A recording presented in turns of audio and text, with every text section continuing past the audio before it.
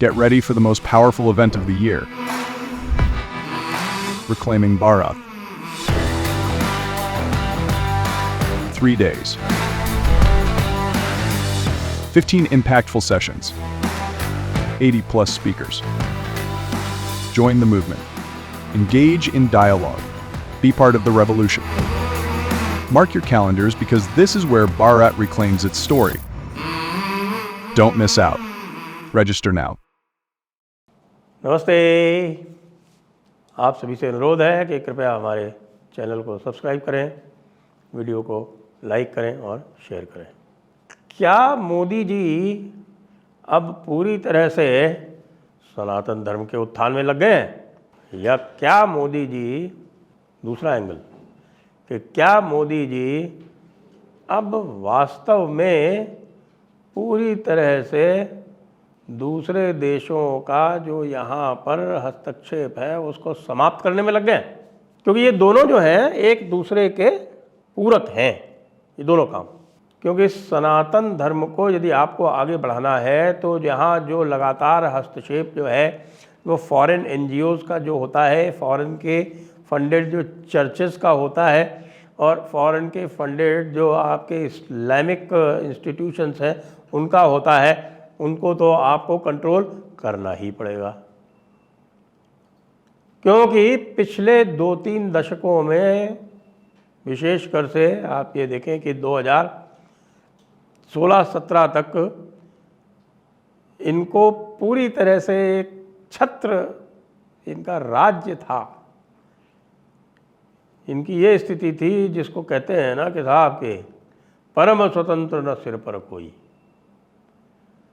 कोई पूछने वाला नहीं, कोई कुछ कहने वाला नहीं। FCRA लगा दिया, FCRA में पैसे आ रहे हैं, वो पैसे एक के पास आ रहे हैं, वो हजारों लोगों को बांट रहा है, उनको सबको जो है वो पूरा उनके जो नेटवर्क में शामिल कर रहा है। कितना बढ़िया था।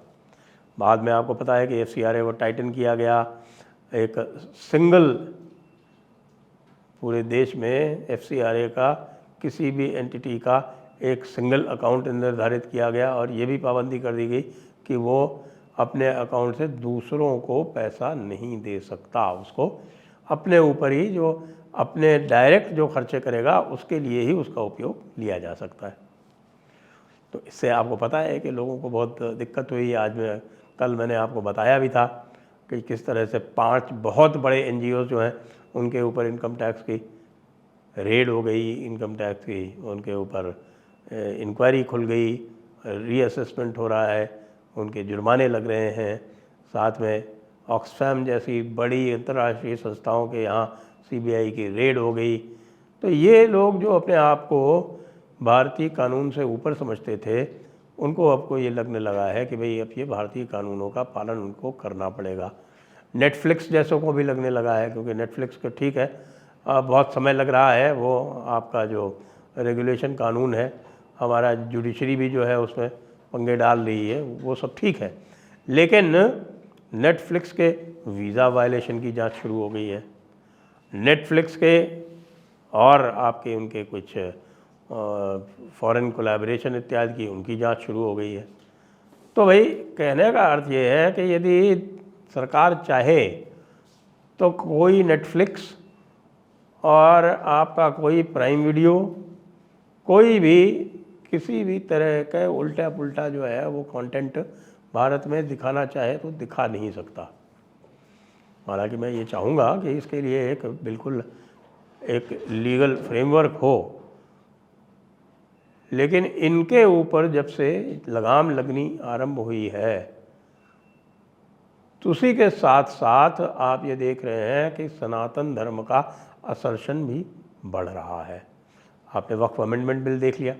वक्फ अमेंडमेंट बिल जो है वो अब लगभग पास होने के आसपास है।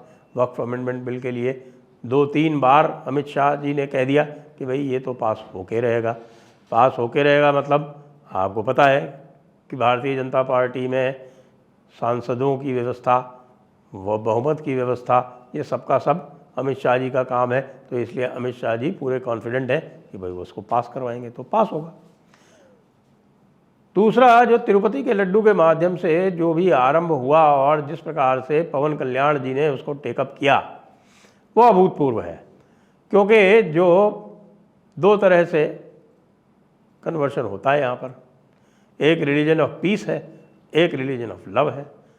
तो रिलीजन ऑफ पीस जो है वो धक्के से कन्वर्शन कराता था, लेकिन धक्के से कन्वर्शन कराना भारत में आसान नहीं है, इसलिए उनका जो कन्वर्शन जो है मैं मानूंगा कि लगभग फेल था। लेकिन जो धोखेधड़ी से, लव से जो करा रहे थे वो काफ़ी सफल हो रहे थे।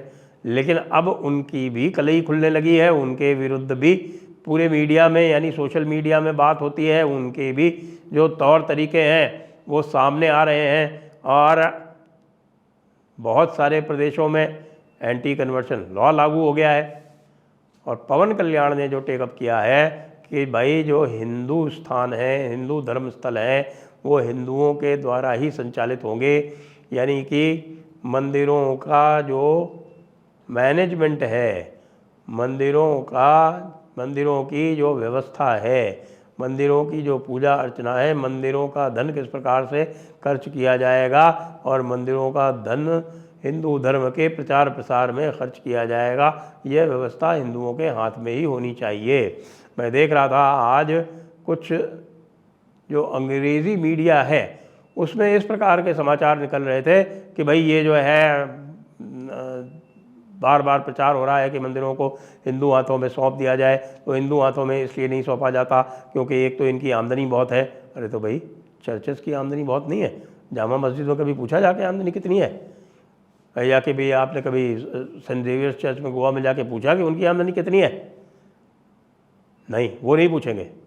जब बड़ी बड़ी बेसिलिकास खुली हुई हैं या सेंट थॉमस का चर्च है चेन्नई में, वहाँ कभी नहीं पूछेंगे कि आपकी भी आमदनी कितनी है, बाहर से कितना पैसा आ रहा है, ना, कोई नहीं पूछेगा। लेकिन अच्छा, वो अपने पैसे से धर्मांतरण के काम करते हैं, अपने पैसे से जो चलाते हैं, जो कॉन्वेंट चलाते हैं, जो हॉस्पिटल चलाते हैं, उसमें किस तरह से वो धर्म परिवर्तन कराते हैं वो आजकल सबके सामने आ चुका है। लेकिन हिंदू धर्म अपना प्रचार प्रसार नहीं कर सकता। वहाँ पर सरकारी बैठेगी और कहेगी कि जो भी धन खर्च होगा या कोई स्कूल बनेंगे या कोई हॉस्पिटल बनेंगे वो पूरी की पूरी तरह सेक्युलर रहेंगे। साहब, सेक्युलर का मतलब ये है कि वो हिंदू धर्म के विरोध में ही रहेंगे। यहाँ से सेक्युलर का मतलब ही हिंदू धर्म का विरोध होता है। ये तो अब तक आप सभी लोग समझ चुके होंगे, अच्छी तरह से ये बात आत्मसात कर चुके होंगे। बड़ी बात एक और हुई आज। तो बड़ी बात ये हुई कि जो बात हो रही थी और मैंने आपको कवर किया था, मेरे विचार से परसों शायद कवर किया था, जिसमें डॉक्टर जयशंकर की बात की थी मैंने, और डॉक्टर जयशंकर ने एंटनी ब्लिंकन को क्या खरी खरी सुनाई थी और उनसे ये कहा था कि भैया तुम लोग जब कहीं कुछ काम करते हो और उपदेश झाड़ते हो तो वो जो है प्रमोशन ऑफ डेमोक्रेसी होता है, और वही बात जब हम तुम्हारे लिए कहें तो तुम कहते हो फॉरेन इंटरफेरेंस। ये नहीं चलेगा। कल United states commission for international religious freedom, USCIRF, तो USCIRF में आपको पता है कि उसमें जो 2 मास्टर फेथ हैं दुनिया में, मास्टर रेसेस हैं और मास्टर फेथ हैं। मास्टर फेथ कौन सी है भाई? क्रिश्चियनिटी और इस्लाम। इनके लोग जो हैं वो USCIRF में बैठे हुए हैं और पूरी दुनिया को ये उपदेश देते रहते हैं कि आपके यहाँ रिलीजियस फ्रीडम नहीं है। रिलीजियस फ्रीडम है कहाँ? इस्लामी देशों में है। यानी जो इन्होंने रिलीजियस फ्रीडम इंडेक्स बनाया है उसमें जो इस्लामी देश हैं जिसमें किसी भी प्रकार के कोई राइट्स नहीं है नॉन मुस्लिम्स को, उनको इन्होंने भारत से ऊपर रिलीजियस फ्रीडम इंडेक्स में रखा हुआ है। क्यों? क्योंकि ये मास्टर फेथ है। हम लोग तो पेगन है ना, या इस्लामियों की नज़र में मुशरिकीन है। तो ये पेगन और मुशरिकीन और काफिर, ये तो कीड़ा मकोड़ा होता है भाई। मैं नहीं कह रहा। 6.97 दी होली बुक ऑफ इस्लाम ये कह रही है। जगह जगह कहा गया है कि भाई the non believers are like cattle. काफिर जो है वो चौपाया जैसा होता है। तो भाई काफिर जब चौपाया जैसा होता है तो फिर USCIRF तो आपके लिए वही कहेगी ना जो कहना चाहिए है कि भाई भारत में बहुत जो है वो माइनॉरिटीज़ के साथ जुल्म हो रहा है। उसका उत्तर जानते हैं क्या दिया है?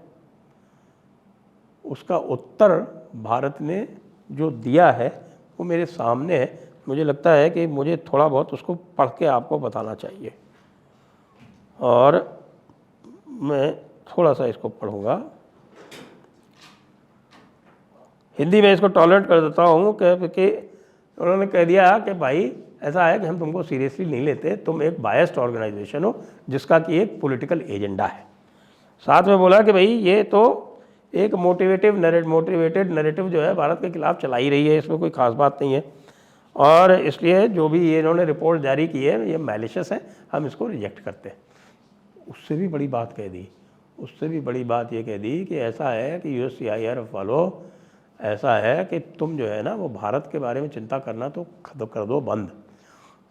तुम जो यूनाइटेड स्टेट्स की ह्यूमन राइट सिचुएशन है उसके बारे में चिंता करो, क्योंकि सबसे बड़ी समस्या जो है वो यूनाइटेड स्टेट्स के अंदर स्वयं आ रही है। तो भाई इसको कहते हैं मोदी जी की मसल फ्लेक्सिंग। मोदी जी ने सबको संदेशा दे दिया है, अपने लोगों को भी, कि भाई मैं तो मसल फ्लेक्सिंग कर ही रहा हूँ, अब बाकी सारे लोग भी करो। और वो अब दिखाई पड़ रहा है, सब तरफ से दिखाई पड़ रहा है। MEA का से दिखाई पड़ रहा है, MHA से दिखाई पड़ रहा है। अब योगी जी की तो मैं बात ही नहीं कर रहा, वो तो दूसरे ही लेवल पे हैं, ही इज़ नेक्स्ट लेवल। लेकिन यहाँ पर भी पूरी भारत सरकार अब अपना एजेंडा स्थापित करने में और दो दूसरे मोटिवेटेड एजेंडे हैं उनको, उनका प्रतिकार करने में अब एक्टिवली लग गई है। यह सुखद संकेत है। जय हिंद, जय भारत, वंदे मातरम।